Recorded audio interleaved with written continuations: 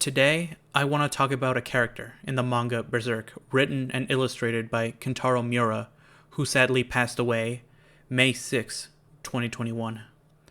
May he rest in peace.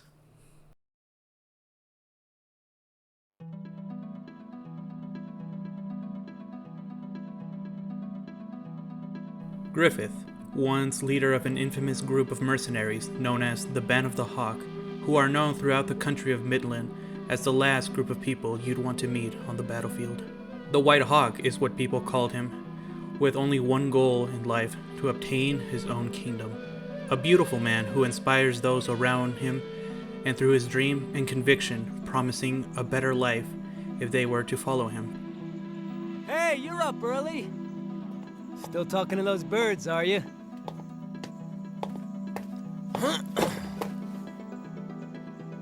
So, Guts, what do you think of our group? What do you mean?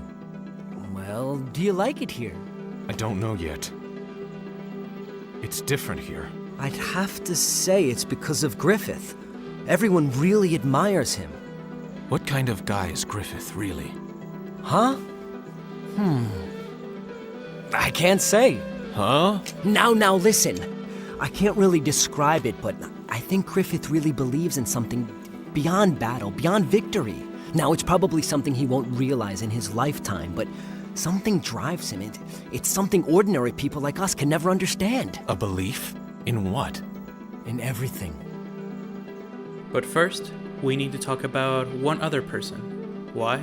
Because his character simply cannot be discussed without them. Guts, a mercenary with a sword bigger than him that fights just to live another day, wandering from battlefield to battlefield, joins the Band of the Hawk after a duel between him and Griffith to claim Guts as his own.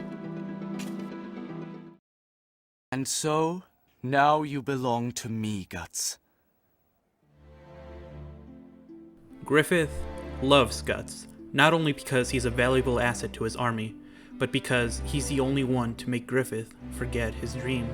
He sees him as his most valued friend in this world.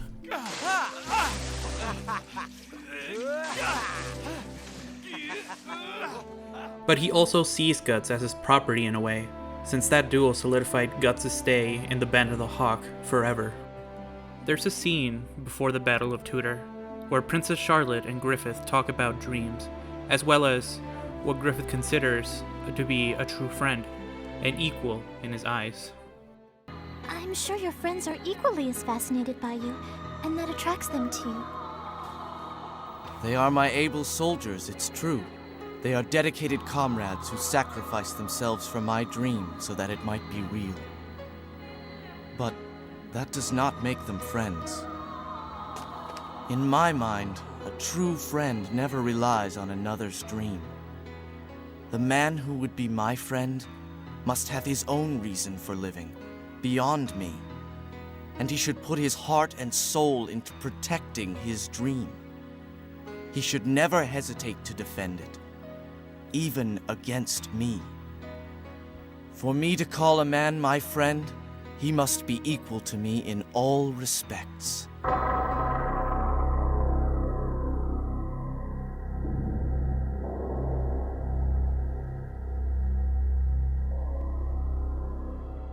This all comes to an end after Guts decides to leave the Band of the Hawk to pursue his own dream. Why? Because he wants to stand side by side with Griffith as his equal, instead of just following someone else's dream.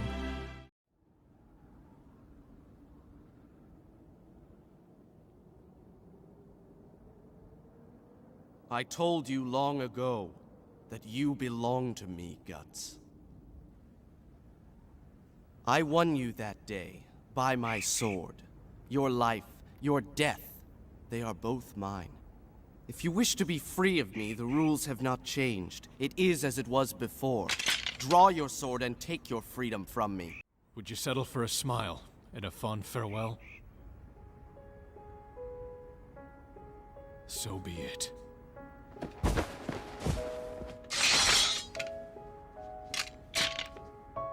Griffith rejects Guts' decision to leave the Band of the Hawk.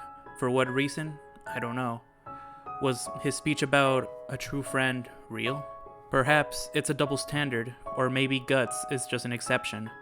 Or maybe Griffith really does see Guts as property, but one thing's for sure, Guts isn't leaving. Guts internalized those words Griffith said that day, and knows that he has to leave. In this moment, Guts thinks that Griffith hates him, but knows that if he didn't matter to Griffith, they wouldn't be having this duel to begin with.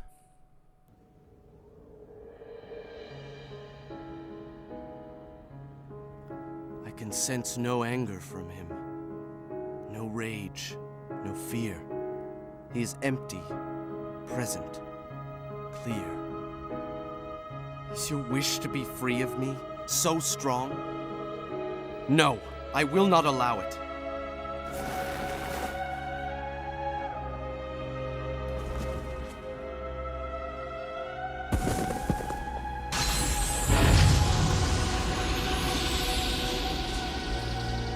Now!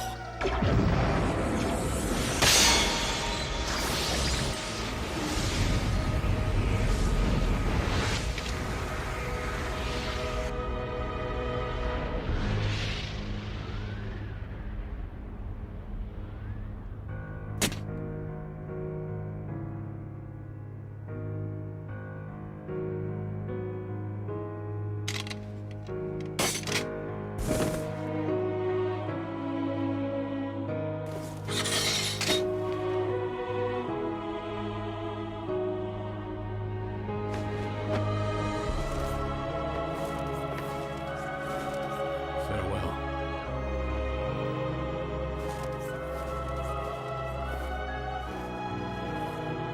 It ends, and Guts is free to pursue his own dream. This breaks Griffith. He had just lost the most valuable person in his life and can't do anything about it. Through this series of events, we see the White Hawk slowly fall from grace, and now he's at a low point.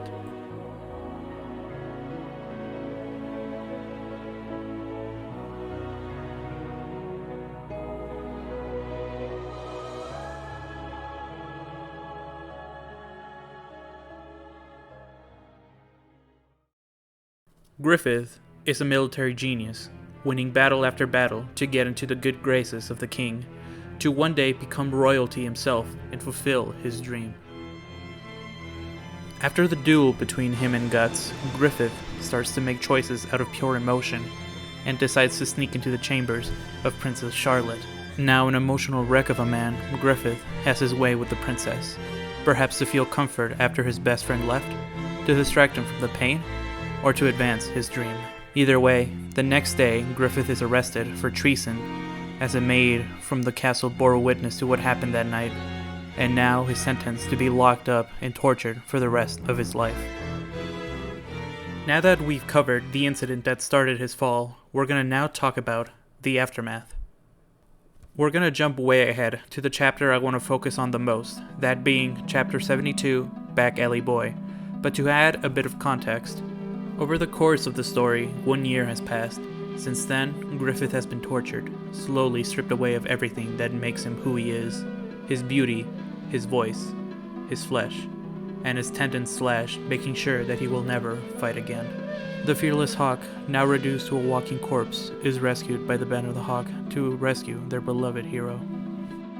In this chapter, we see Griffith laying on the back of a carriage. After he's been rescued, he's unable to move or speak.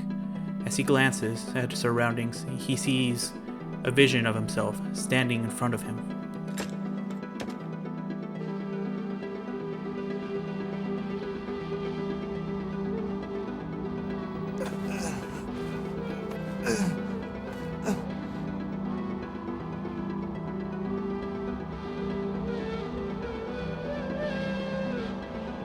What are you doing here, trembling and afraid?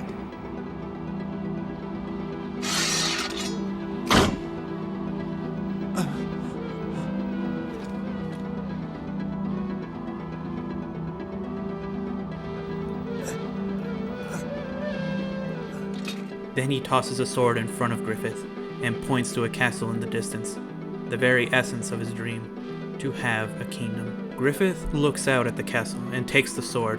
As he does, another image of himself, this time him as a boy, runs past him in a rundown alleyway. Let's go! time to play! The sun's not down yet.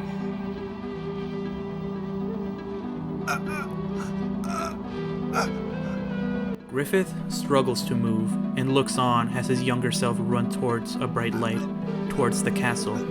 I believe that in this moment, Griffith is seeing his dream escape him. He's no longer this fearless person running towards his dream. He's a husk of what he once was, and on some level, he knows that, but he doesn't want to believe that.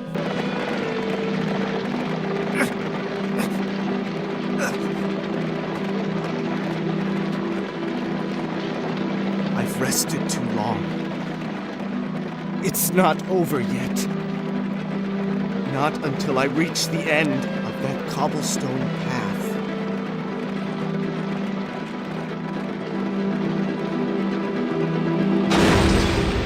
The vision of himself, the castle, the alleyway, they were all just in his head.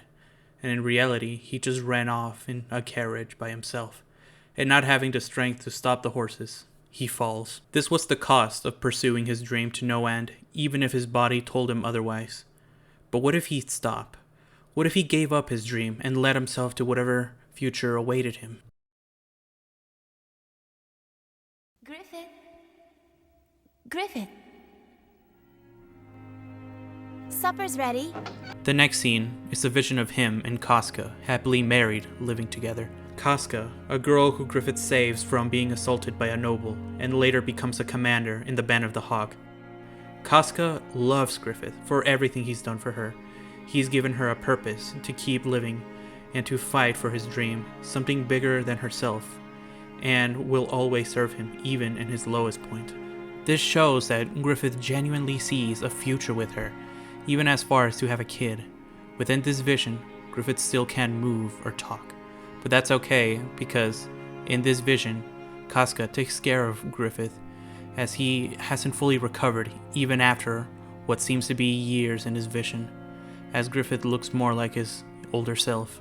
Casca starts talking about their time as mercenaries, as if it was a distant memory, and comments how they hardly see their past friends, but is happy as long as she's with Griffith and her son.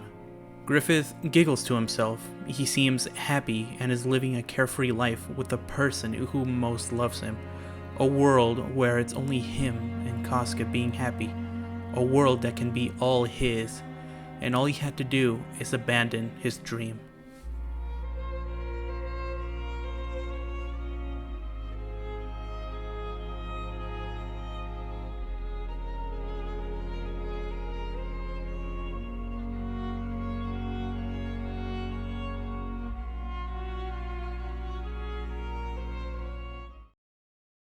And he rejects it.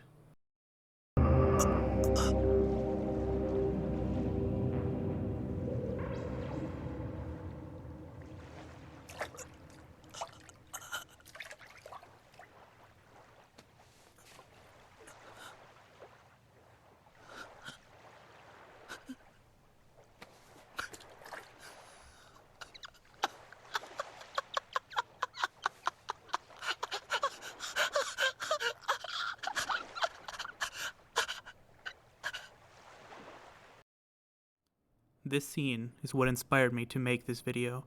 Throughout the story of Berserk, Griffith has always been seen as this extraordinary man, capable of anything. A fearless hawk that soars high into the heavens to reach his dream.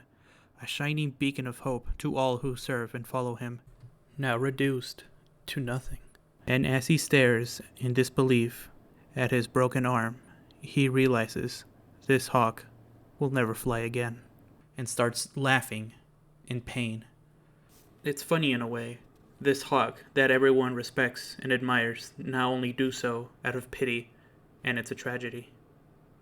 At this point, Griffith has reached the lowest he's ever been, and in his despair, he tries to take his own life by impaling his throat on a sharp tree root.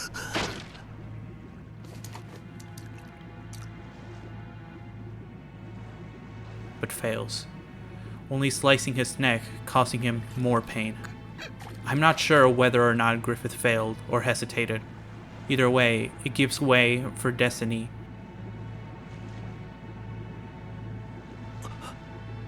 as he looks in the water and sees the Egg of the King, a fetish said to bestow its user the chance to ascend into godhood. And if you've read Berserk, you know what happens next.